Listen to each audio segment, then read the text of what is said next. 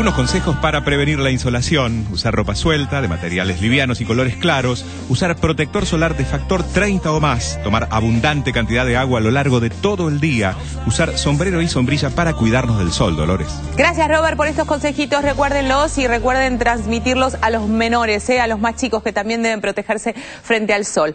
Bueno, hablamos de la etapa más difícil, hablamos de la adolescencia. Llevar a un adolescente al médico debe ser posiblemente de las tareas más difíciles que uno se deba enfrentar, porque no quieren, porque sienten que no necesitan, porque ¿para qué? Si no me sirve, si me va a dar una vacuna, qué aburrido, es un plomo, me toca, no tengo ganas, tengo pudores, tengo pelos nuevos, tengo transpiración, en fin, una cantidad de situaciones que la madre ya no sabe si llevarlo al pediatra, si llevarlo a otro médico, si hay que cambiar de médico, en fin.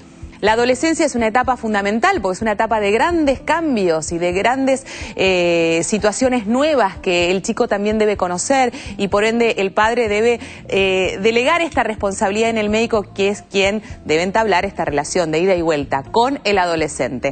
Hablamos con la doctora Nelly Testa, que esperemos que sepa un montón sobre este tema, seguramente lo hace. Pertenece al Hospital Pedro de Elizalde y nos habla de los chequeos generales en la adolescencia.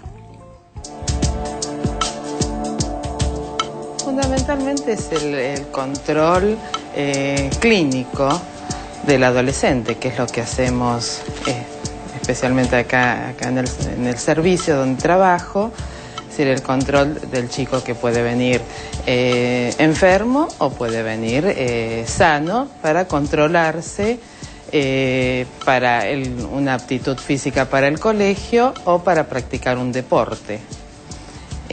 Lo que nosotros hacemos es controlarlo, y es un momento ideal porque el adolescente generalmente deja de venir al médico. Es decir, la madre es muy consciente cuando su hijo es chico, lo lleva al pediatra, lo lleva a los controles, pero cuando el niño va creciendo y va entrando en la adolescencia, como goza de buena salud, y el chico, por la naturaleza propia de la adolescencia, se resiste a venir al médico, no viene, y lo traen especialmente cuando está enfermo o con el famoso certificado que necesita para la escuela o para practicar un deporte.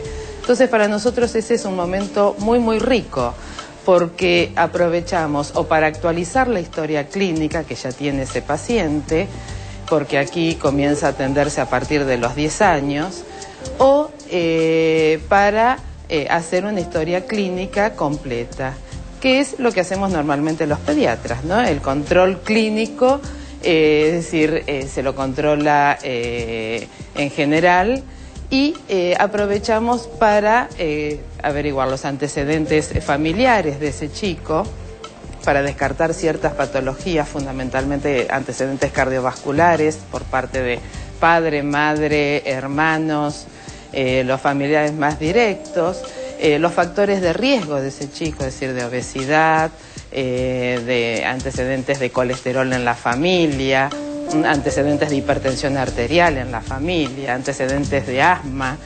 Luego los antecedentes personales de ese chico, si nosotros no lo conocemos, si es la primera vez, bueno, las enfermedades que ha tenido, y si es un paciente asmático, si ha tenido intervenciones quirúrgicas, y luego pasamos a los hábitos de ese chico. Ha cambiado la forma de alimentarse a nivel mundial, no es solamente que se ha elegido, no es una patología de los países pobres, sino que sabemos que abarca todas las clases sociales. Quizá lo que ha variado acá también, lo que se ha perdido, es el ir a clubes, a sociedades de fomentos, es decir, se nos ha agravado por el tema de la inseguridad, pero se ha perdido el hábito del movimiento. Es decir, es muy común que los chicos hoy en día se queden adentro, es decir, han aparecido las computadoras, todo lo que sea pantalla, el chico se queda en su casa, los padres están más tranquilos porque están en su casa y no están expuestos a peligros, pero el chico pasa muchísimas horas frente a una pantalla, y el hábito de estar frente a una pantalla también significa comer y picotear todo lo que no corresponde. A esto agreguemos toda la propaganda que tenemos del consumo masivo de alimentos que no son saludables. Pero bueno, es una lucha continua la que tenemos. Bueno, la alimentación como eje, ¿no?, de la preocupación, de saber cómo tratar de ayudar a estos chicos que están creciendo en pleno desarrollo y que no basen su alimentación en cosas que realmente no sirven para nada. Pero de eso estaremos hablando en un ratito nada más con la licenciada Langer, hablando sobre la alimentación a las distintas etapas de la vida. Pero me acerco al living porque está la doctora Andrea Casi, que es gerontogeriatra. Chequeos en la tercera edad, algo importante. Es gerontogeriatra, que es como casi un pediatra, ¿no? Más o menos, en algunas cosas se unen, yo decía en otras que no. como que volvemos al inicio, ¿no?, en esta etapa de la vida. En algún punto ambos extremos se unen. Ambos extremos se unen. Bueno, para empezar, ¿cada cuánto una persona, a partir de qué edad es considerada geronte? Primero. Bueno, es una pregunta muy interesante la que me haces, porque en realidad la edad no es el único factor para determinar de ser un paciente geriátrico, en realidad. Perfecto. ¿Sí? Es un factor más, pero nosotros podemos tener pacientes de 58, 60 años y ser pacientes geriátricos. Es sí una condición y es habitual que los pacientes generalmente lleguen con mayores de 65 años, pero tiene que tener otras características. Nuestros pacientes en general tienen muchísimas enfermedades asociadas, son pacientes polimedicados. Se considera que en realidad un paciente polimedicado cuando tiene más de 3 medicaciones en el día, que no es lo mismo que 3 pastillas, es decir, son 3 tipos de medicaciones diferentes. Distintas. Sí, en realidad, y eso es un número mínimo, porque generalmente hay pacientes que nos llegan con muchísimas más cantidad de medicación. También lo caracteriza situaciones de enfermedades y las asociaciones que los llevan a determinadas disfuncionalidades. Son pacientes que padecen de muchas enfermedades crónicas que los llevan a la posibilidad de tener síndromes de inmovilidad, incompetencia intelectual, y otro aspecto a considerar en este grupo de pacientes que tratamos es que también conllevan problemas sociales que hacen que nos dificulta poder poner en marcha determinados planes para rehabilitarlos e insertarlos, porque esa es una característica de la geriatría. Obviamente. Doctora, algo que me parece interesante remarcar, cuando hablamos de estos pacientes que vienen multimedicados, ¿no? En realidad estamos hablando de pacientes que han sido tratados en su adultez por distintos especialistas, han sido medicados por distintas patologías, que ellos mismos conjugan y no son vistos por una persona que los ve en general, ¿no? Y por eso esta necesidad de volver al médico geriátrico que los trate y que entienda efectivamente de cuáles son las patologías correspondientes a la edad. Bueno, exactamente. En realidad, en nuestro medio a nosotros se nos conoce o se nos define como un coordinador de recursos, un ordenador de patologías y de cosas que le confluyen al paciente. Somos un poco psicólogos, un poco sociólogos, muchísimos de rehabilitadores y bueno, en realidad la definición de nuestro perfil termina diciendo unos eminentes médicos, porque tenemos que terminar de englobar y poder coordinar semejante cantidad de cosas. Es importante esto y da pie respecto a los chequeos en las personas mayores, porque son importantes, pero es una situación que también está viciada por parte de la población adulta, en donde todo el tiempo requieren de un montón de cosas que no están avaladas, es muy común en nuestra población que pidan permanentemente cosas porque hay que sentirse chequeado. Por ejemplo, esto está buenísimo. El doctor Berman me decía recién en la pausa lo mismo. Dice, la razón por la cual en general las obras sociales tienen problemas es por esta cantidad de análisis que se piden permanentemente de manera innecesaria. ¿Por qué? Porque el médico no puede enfrentar al paciente y le dice, no, escúchame, el chequeo te lo hice hace un año, no hace falta volver a repetir o lo repetiremos cuando haga falta. Un poco de todo eso se trata lo que hacemos nosotros, ¿no? Es hacerles entender que es necesario, depende mucho del paciente, con las patologías que viene.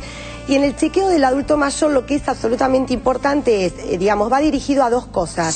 Básicamente es, una, chequearle las enfermedades prevalentes con las que viene. Es común que sea hipertenso, diabético, dislipémico y demás. Y bueno, todo eso tiene un determinado periodo, depende si está controlado o no, y es el médico el que va a determinar cada cuánto se lo va a chequear. Pero además es importante en nuestra población captar y ver determinadas enfermedades que son muy prevalentes y que ellos inclusive creen que son parte del envejecimiento normal y que no lo son y que saltan en el chequeo. Entonces es importante en el interrogatorio y de cuando ellos vienen y se acercan y hacen la consulta, nosotros pesquisar todo este tipo de cosas. Es nuestro trabajo.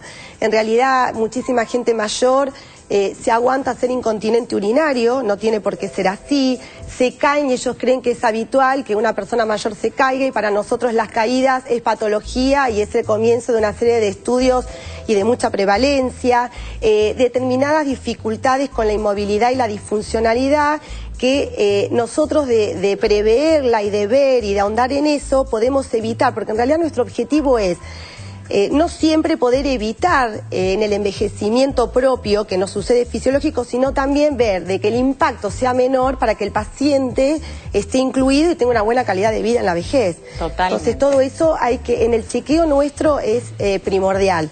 Nosotros, en realidad, a diferencia de todo lo que es digamos, la dimensión clínica, somos clínicos, pero tenemos un plus, que es que en realidad tenemos herramientas especiales y una valoración global y multidimensional del paciente. Obviamente.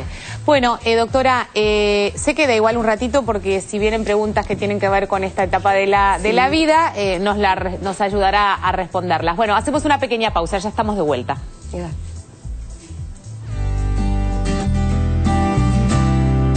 Según la ley 25.280, si sos una persona con discapacidad, tenés derecho a no ser discriminado. Grabátelo. ¿Sabías que la clase de chequeo médico que cada paciente necesita depende de su edad, salud, historia familiar y estilo de vida, como por ejemplo qué come, cuán activo se mantiene y si fuma?